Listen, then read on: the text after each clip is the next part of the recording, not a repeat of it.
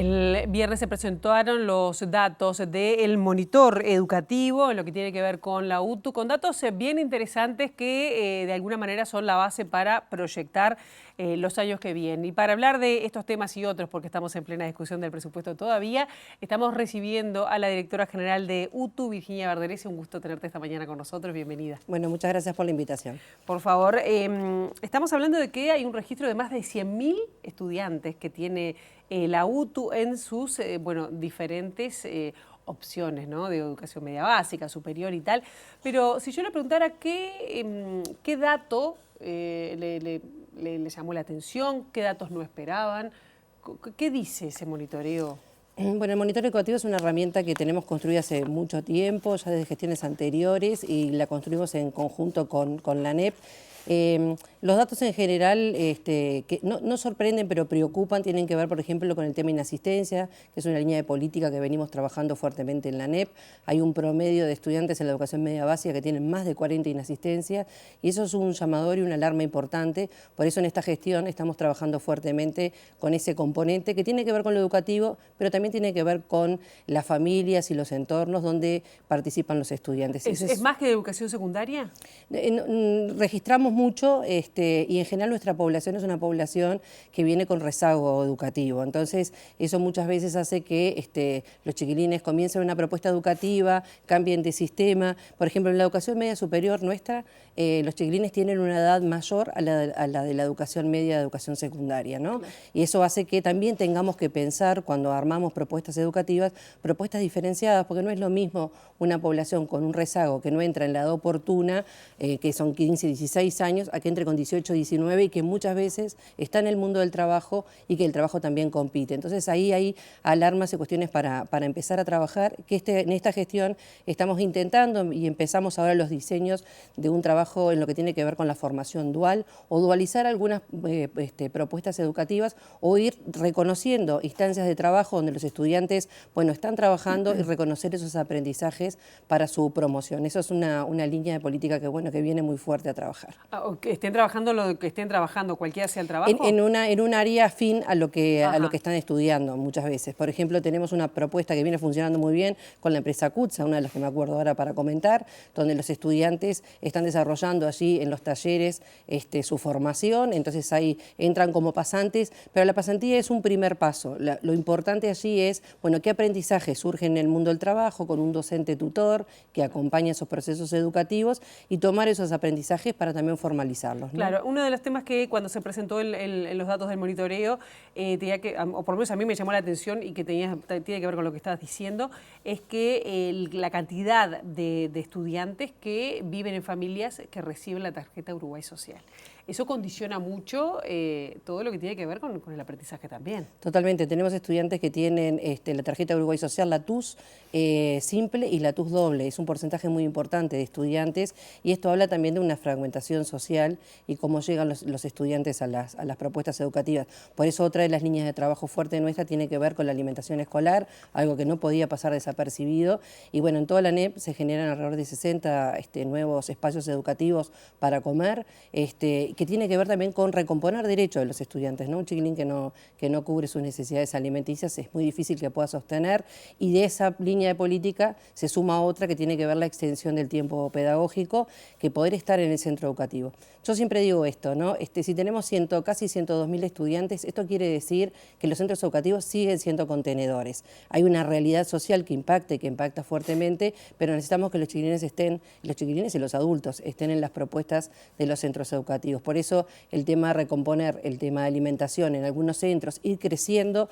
UTU ya tiene extensión del tiempo pedagógico en algunos lugares, por ejemplo las propuestas agrarias. Ya tienen hace muchos años esa modalidad, pero tenemos que avanzar un pasito más e ir creciendo, y en la extensión del tiempo, que a veces no es más tiempo en el centro, sino reconocer en determinado territorio qué posibilidades hay de otros espacios educativos, ¿no? O deportivos que nos ayuden a sostener las trayectorias educativas de los estudiantes. También usted habló de datos de que le generan preocupación, pero también otros datos que alientan a seguir para adelante, ¿no? ¿Cuáles son estos datos que marcan como también un rumbo y cuál sería esa planificación para adelante? Bueno, uno de los que alientan mucho es la educación terciaria, ¿no? Si bien tenemos un déficit importante y estamos trabajando fuertemente en toda la educación media, esto no solamente de UTU, pero puntualmente en la educación tecnológica con el egreso de los estudiantes, tenemos una apuesta. La educación terciaria de UTU siguió creciendo, por suerte no se detuvo ese proceso. Hoy tenemos casi 18.000 estudiantes en educación terciaria y nuestro objetivo en el quinquenio es crecer en un 50%. Eso va a implicar un crecimiento de casi 1.700, 1.800 estudiantes por año. Ya largamos, están en los medios públicos ya toda la información para la inscripción, que va a tener opciones para que los estudiantes puedan informarse, y todo esto se enmarca en lo que tiene que ver con el proceso de descentralización. Entonces, para que un país siga adelante necesita educación terciaria. Esa apuesta la tenemos como muy firme, estamos trabajando muy fuerte, no solamente con educación técnica, también con educación secundaria. Los muchachos que egresan de educación secundaria tienen las posibilidades de reconocer y ver cuáles son las opciones, que son sumamente variadas. Tenés desde aeronáutica, biotecnología, administración, gastronomía. Comunicación, por favor, no me lo dejes. Comunicación, es un área sumamente, no, y un área que hay que trabajar fuerte también, y que en breve va a tener un nuevo espacio educativo que estamos armando, así que bueno, va a ser una linda. Estuve el viernes en la muestra y la verdad que fue espectacular. Entonces, por allí tenemos una variedad de propuestas educativas. Tenemos propuestas educativas en los centros y, por ejemplo, una propuesta de biotecnología que la vamos a trabajar en conjunto con INEA. Los estudiantes van a poder ir a espacios formativos de INEA para hacer sus prácticas formativas, ¿no? Tenemos propuestas de biotecnología en el Parque Tecnológico de Pando. Esto implica toda una movida, no solamente en los centros formales, sino en otros espacios educativos. Te quiero preguntar también con respecto a críticas, ¿no?, que se le hace al auto. Digo, primero en lo que tiene que ver los que egresan de las carreras terciarias, ¿no? Si bien la Universidad del Trabajo del Uruguay, por más que le hayan cambiado de nombre, sigue siendo la UTU, pero claro, no tiene es terciario, pero no es universitario, a diferencia, por ejemplo, como dicen, de la UTEC, a diferencia de la UDELAR y otras. Digo, se va a trabajar en eso como para, digamos, dignificar entre comillas, ¿no? Porque parece que siempre sigue siendo la pariente pobre. El otro día estaba escuchando al economista Matías Bru, que dice hay un problema de gobernanza, hay un problema de que se lo mira a menos. No tiene problemas de gobernanza, está devaluada, y problemas presupuestarios. Bueno, yo siempre digo que en la educación técnica hay que ser bastante innovador para pensarse con otros espacios educativos. En cuanto a tu pregunta, nosotros tenemos una mesa de trabajo y por suerte viene bastante fortalecida, en donde está la ANEP, la UDELAR y UTEC. Venimos trabajando una vez por mes, a veces un poquito antes, donde en esa mesa estamos pensando un diseño de política terciaria nacional, y eso a UTU la posiciona en otro lugar. Esto tiene que ver, por ejemplo, que con UTEC estamos pensando propuestas educativas donde un estudiante que ingresa de una ingeniería puede hacer un posgrado en una propuesta UTEC. O sea, no somos propuestas que se suman, sino que no se contraponen. Claro. De alguna manera es un escaloncito más que el estudiante puede estar haciendo una propuesta. Eso lo venimos pensando con la rectora de UTEC, venimos trabajando muy bien en eso, así que prontamente van a haber novedades en ese aspecto, y también estamos flexibilizando en algunas áreas todo lo que tiene que ver con el egreso a la educación terciaria de otros espacios educativos. Eso lo venimos trabajando también con UTEC y con UDELAR, y con formación en educación, que es otra de las formaciones importantes que tiene la ANEP dentro de su equipo, ¿no? ¿Y ahí cómo sería, por ejemplo? Algunas áreas que son de innovación estamos flexibilizando, pero también acompañando. Por ejemplo, UTEC tiene un programa que se llama Trama, que implica acompañar los estudiantes. Nosotros estamos pensando en acompañamientos puntuales con tutorías pares para que esos estudiantes no sientan ese desfasaje de un escalón de la media superior a la educación terciaria. Y ahí venimos pensando algunos dispositivos educativos, los vamos a alargar en unos días, para que ese estudiante esté acompañado, pueda terminar sus ciclos educativos y tenga continuidad, que es una de las... Y también reconocer los espacios educativos del mundo del trabajo. Para nosotros eso es fundamental. UTU no forma para el trabajo, es uno de sus componentes. Son otras formas de hacer educación y hay que tomar esos aprendizajes también para los estudiantes. Hay que hablar. Hablemos de presupuesto. ¿Qué diferencia hay entre lo que se solicitaron y lo que en principio tienen asignado? Más allá de las reasignaciones, hubo ocupaciones de locales en secundaria, en UTU también. ¿Cómo es esa diferencia? En primera instancia, comentar que con los gremios de la educación, en puntual con AFUTU, vengo trabajando muy bien.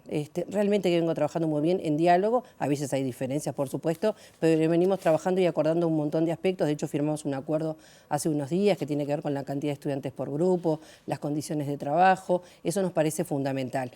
Siempre son cortos los presupuestos, estamos en pleno proceso aún, tenemos esperanza. En primera instancia, bueno, viene un componente importante que son las becas, ¿no? 70.000 becas en un proceso gradual, y ahí UTU tiene un papel importante porque en esto que veníamos diciendo hoy, nuestros estudiantes tienen mayor fragilidad, son los que cobran tarjeta Uruguay Social o AFAM muchas veces. Ahí hay una posibilidad de que el mundo del trabajo no compita con la posibilidad del egreso, eso nos parece importante. El componente de alimentación, que también venimos creciendo, y lo otro que estamos pensando es la posibilidad de tener algo más que nos ayude a llegar a la educación terciaria. Esos son los primeros objetivos. Siempre son cortos, pero bueno, estamos en carrera aún, así que esperamos tener los mejores presupuestos. Pero hay que ser muchas veces... cuando los que reciben la tarjeta Uruguay Social, si reciben la beca Butiá que estaban diciendo, ¿eso se le descuenta? Digo, depende se le retira, porque a veces pasa eso. Claro, ¿no? Las becas Butiá lo que tienen es, miden índice de carencias críticas, ICC, ¿no? Que tiene que ver con condiciones del hogar muchas veces. No es que se le retire, pero bueno, se analizan, los quintiles más bajos son los que de alguna manera pueden estar recibiendo. La apuesta que hizo el gobierno de 70.000 becas es una apuesta sumamente importante. Hoy, por ejemplo... Pero nosotros para UTU. No, son para el sistema general. Pero hoy, por ejemplo, tenemos en el sistema 14.000 becas. Vamos a ir a 25.000 en una primera instancia, o sea, estamos casi duplicando el sistema de becas para los estudiantes. ¿Ya para el 26? Ya para el año que viene. Entonces, ese es un elemento importante. Esto es para toda la ANEP, los estudiantes ya se están inscribiendo, colapsóse la plataforma el primer día por la difusión, cosa que habla muy bien que la gente de alguna manera está recepcionando. Y tenemos otro componente de becas que es importante decir, que tiene que ver con el Fondo de Solidaridad. Venimos trabajando también con el fondo para lograr, ahí teníamos un 6% de nuestros estudiantes accedían a las becas. Las becas del fondo no son para los estudiantes que están en Montevideo, son para los estudiantes de todo el país. Y en este proceso de centralización que la UTU está planteando, bueno, venimos trabajando también para que eso, bueno, de alguna manera ayude y no compita con la informalidad del trabajo. Tenemos que ir cerrando, pero si tuvieras que decir dos cosas que, bueno, va a ser el punto focal o el mayor esfuerzo de los años que vienen. Seguir profundizando la descentralización en todo el país, seguir profundizando la descentralización y la innovación en algunas áreas y trabajar fuertemente en la participación con todos los colectivos docentes. Virginia Verderese, gracias. Muchas gracias a ustedes.